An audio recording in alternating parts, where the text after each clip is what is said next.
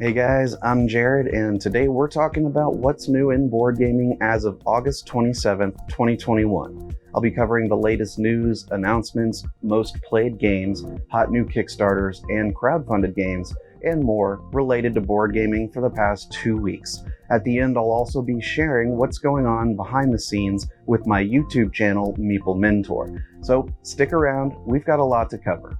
Leave me a like and comment on what kinds of updates that you want to hear more about. To make sure you don't miss any of our news updates, new video tutorials, and our podcast episodes, be sure to subscribe on YouTube and your preferred streaming platform.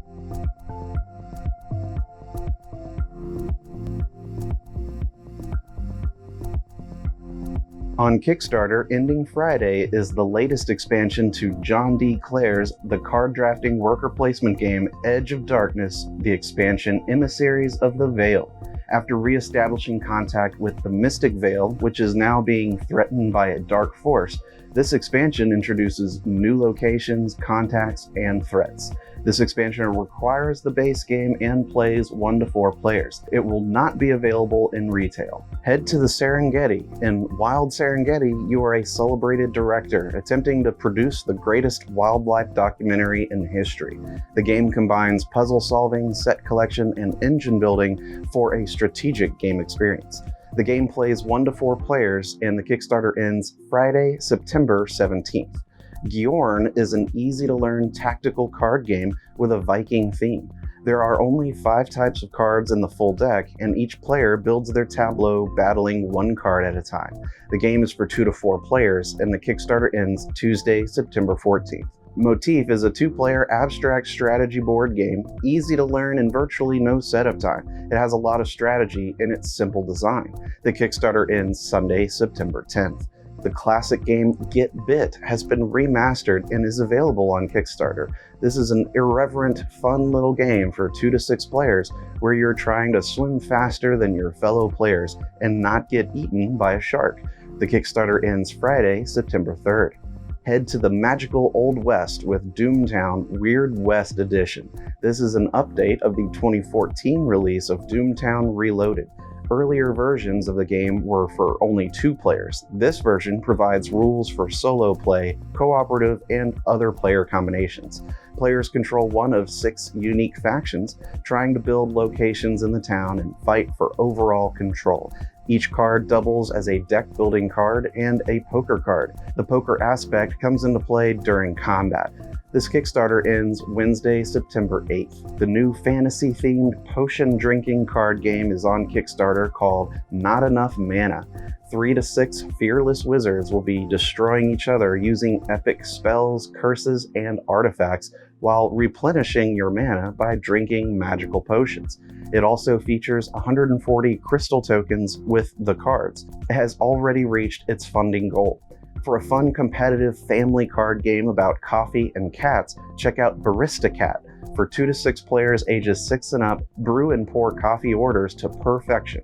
Complete the felines orders before your opponents to become the top Barista Cat. It plays in 15 to 30 minutes. Arcane Arena is funding now, which is a deck-building, tactical, martial arts-themed game for 2 to 4 players. Train and compete through 3 rounds consisting of a training phase and a combat phase.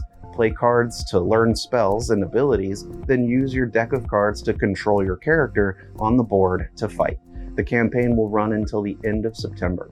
Black Rose Wars Rebirth is on Kickstarter, which is a competitive fantasy game of deck building, strategy, and combat set in the hectic universe of Nova Aetas in Italy. For 1 to 4 players, each player is one of the powerful mages of the Black Rose Order trying to become the new Great Magister, gaining the mighty power of the Black Rose artifact and the Forgotten Magic.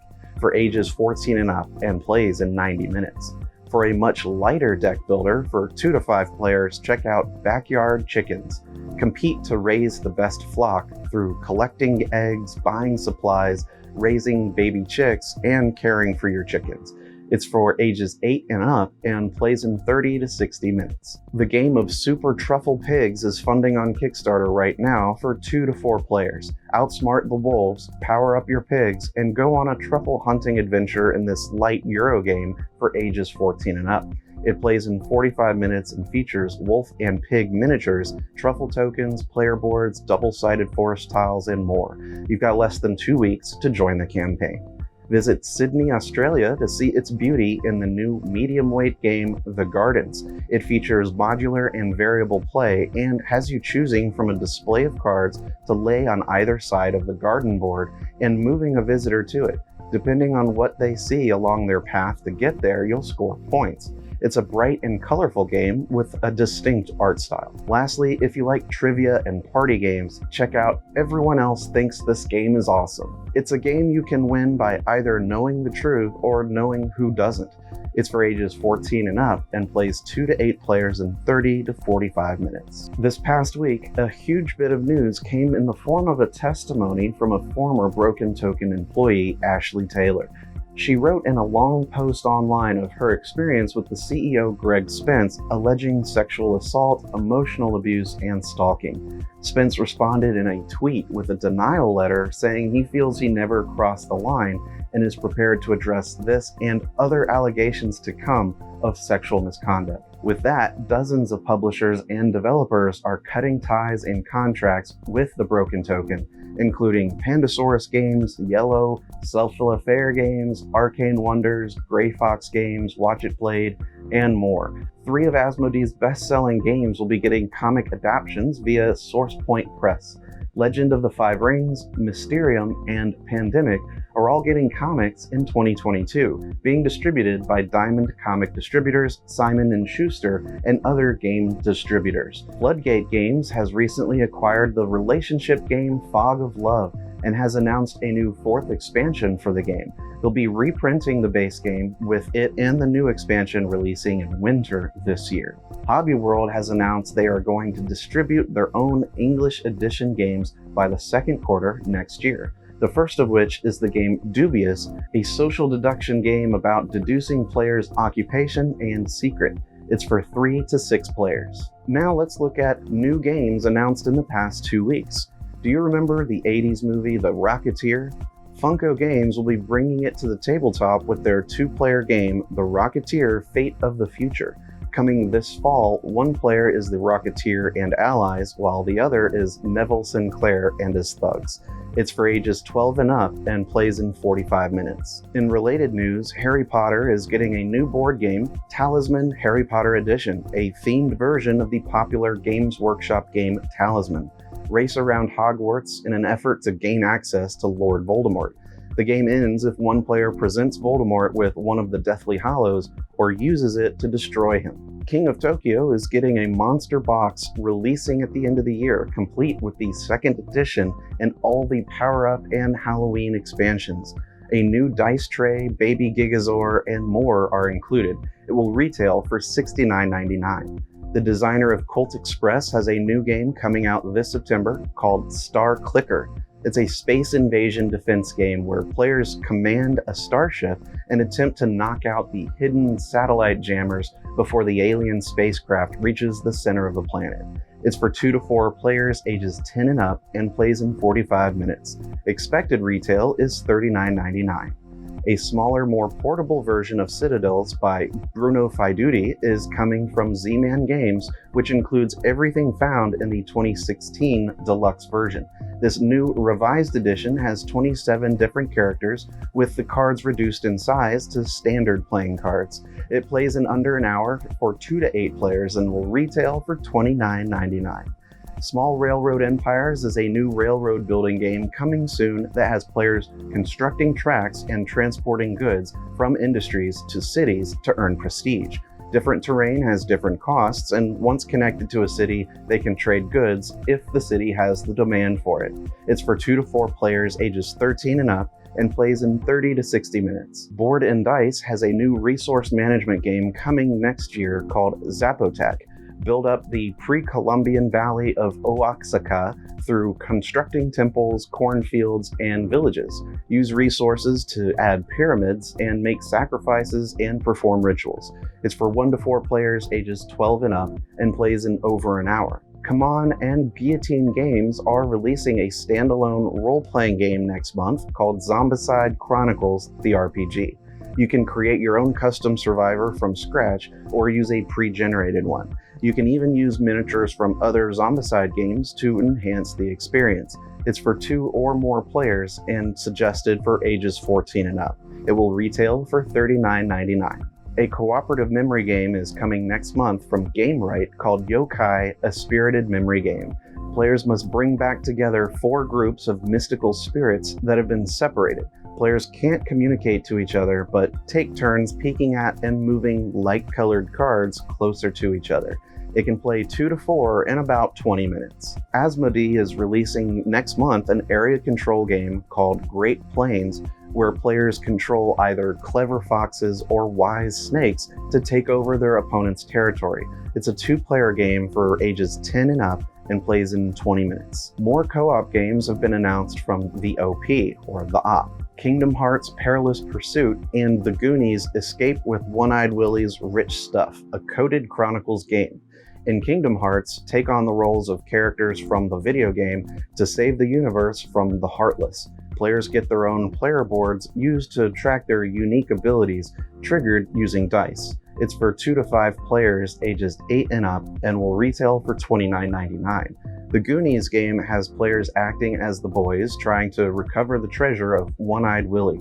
They'll have unique skills to decode the clues and reach the pirate ship, the Inferno. It will retail for $29.99. Both of these games will be coming this fall. If you're more into building machines, check out Corrosion from Capstone Games.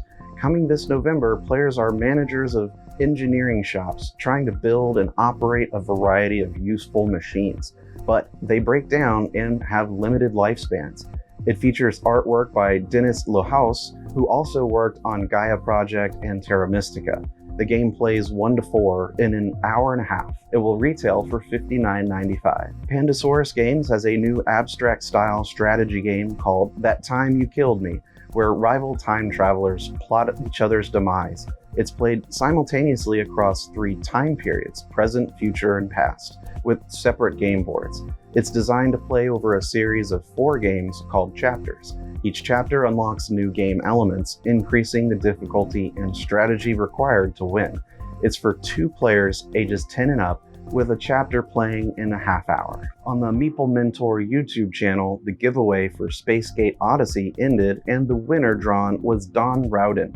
So congratulations, Don. I published a tutorial for Dune Imperium, including its solo mode and 2-player modes. I like how this one turned out and know it'll help a lot of people learn it. So if you're interested to play it, check it out. The latest Jay's Takeaways short video came out as well, and Jay talked about why Camel Up is a great family-friendly game to play.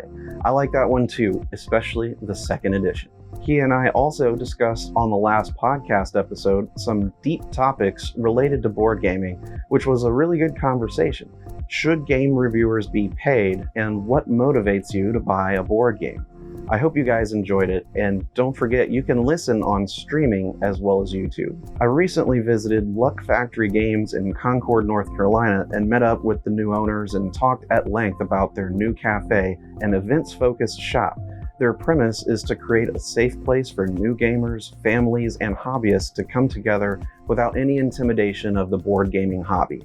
The idea is to help grow the number of people playing games, especially with groups not traditionally associated with it.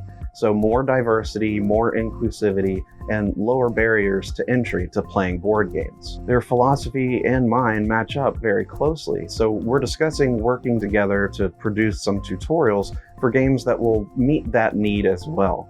If you get a chance to go there, you'll find QR codes in the game lids pointing to many of my tutorial videos. So sitting at the table yourself, you can learn to play right there. This is, of course, in addition to them already having people there to recommend and teach games to new players coming in. I think with this new partnership, you'll get to see more games on the channel and more requested games as well. With their feedback, I'll have a better idea of which games many people are asking to see tutorials for. I think together this will be an overall growth for the channel, with of course my choice of tutorials to do as final say.